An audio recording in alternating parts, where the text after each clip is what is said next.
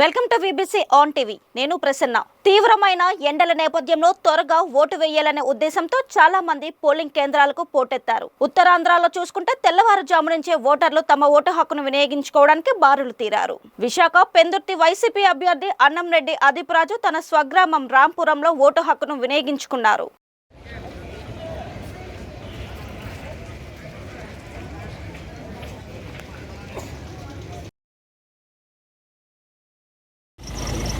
నమస్కారం.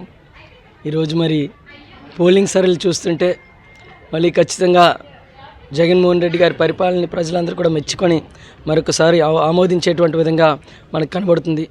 ముఖ్యంగా ఎవరైతే లబ్ధిదారులు ఉన్నారో పెద్ద ఎత్తున వాళ్ళందరూ కూడా వచ్చి ఇక్కడ ఓటింగ్లో పాల్గొనటువంటిది చాలా ఆనందదాయకం.